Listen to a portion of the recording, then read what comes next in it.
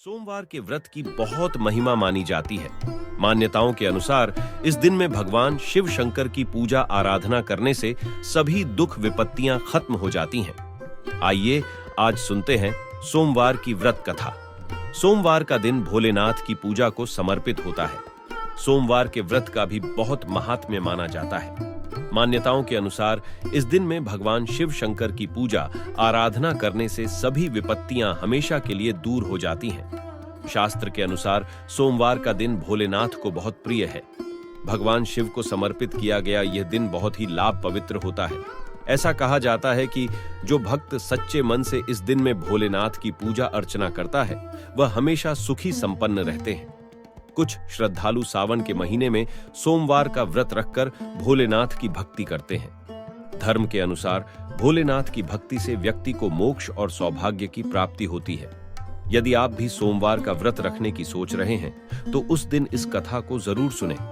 ऐसा कहा जाता है कि इस कथा को पढ़ने सुनने से भोलेनाथ सभी मनोकामनाएं शीघ्र पूर्ण कर देते हैं। यहां आप सोमवार व्रत की कथा सुन सकते हैं।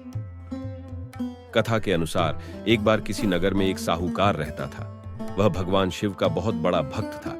नगरवासी उसका सम्मान करते थे। उसका जीवन बहुत सुखी संपन्न था, लेकिन उसकी कोई संतान नहीं थी। इस वजह से वह हमेशा दुखी रहता था।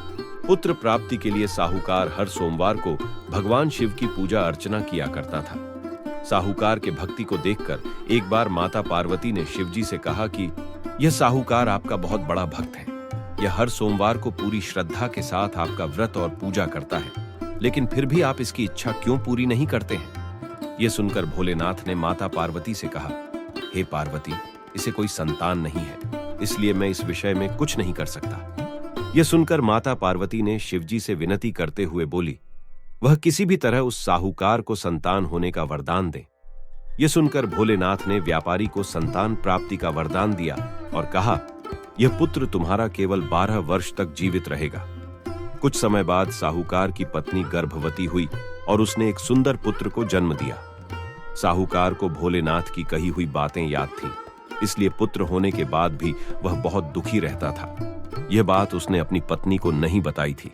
जब साहूकार का बेटा 11 वर्ष का हो गया तो साहूकार की पत्नी ने अपने बेटे का बाल विवाह करने को कहा।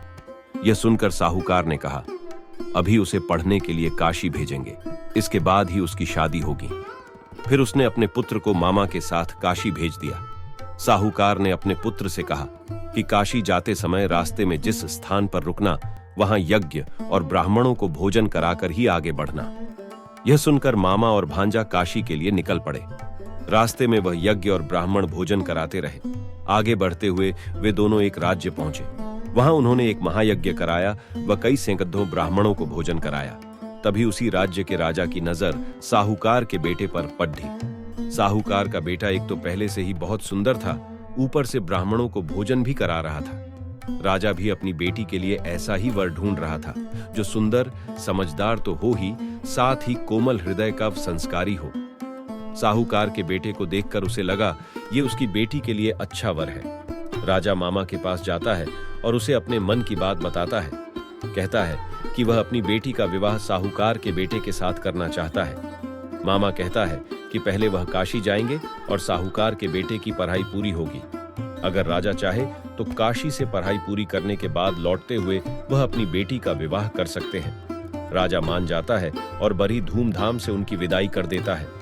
साहूकार का बेटा अपने मामा के साथ काशी के लिए चला जाता है। उधर मामा और भांजा काशी पहुंच जाते हैं। एक दिन जब मामा यज्ञ करवा रहे थे तो भांजे की तबीयत खराब हो गई। उस दिन वह कमरे से बाहर नहीं आया। मामा ने कमरे के अंदर जाकर देखा तो भांजे के प्राण निकल चुके थे, लेकिन मामा ने यह बात किसी को नहीं बताई और यज्ञ का सारा काम समाप्त किया और ब्राह्मणों को भोजन कराया। इसके बाद मामा ने रोना शुरू कर दिया। भगवान शिव और माता पार्वती उस वक्त उसी रास्ते से जा रहे थे। रोने की आवाज सुनकर माता पार्वती ने भगवान शिव जी से पूछा, हे प्रभु, यह कौन रो रहा है? यह सुनकर भगवान शिव माता पार्वती से कहते हैं, यह वही साहूकार का बेटा है जिसकी आयु 12 वर्ष तक की ही थी।